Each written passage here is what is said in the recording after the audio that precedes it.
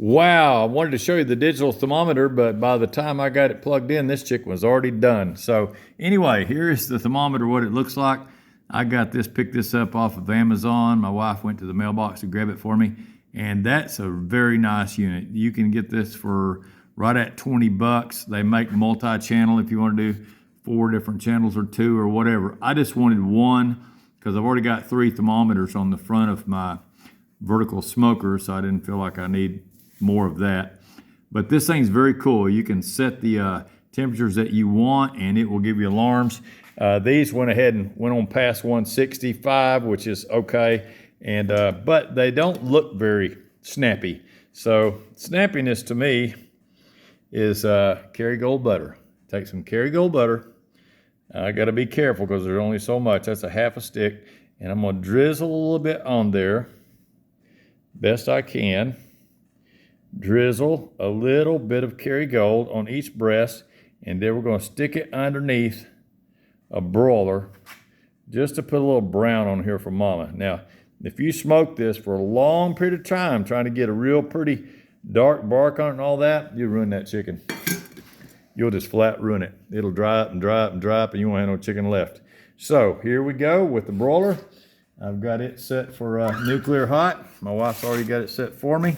And we'll see if I can stick this in there. I cannot do that without burning my hand. Something about me and the camera and the oven mitts, they just don't go together. So here we go. Oven mitt going in the old oven on broil. And one thing about broil, you cannot take your eye off of that very long. There's a little bit of moisture in there. I pulled the au jus off. You can see it clearly right there. I took 90% of it off. I left 10% behind so that chicken, if it wants to do some kind of a chemical reaction and suck it back up, it won't be sucking on a dry pan. They do that when you let things cool a little bit. So I'm gonna let that go until it's brown, and I'm not gonna make you sit and watch my wife's new paint dry. She got new paint here, new paint over here, new paint there.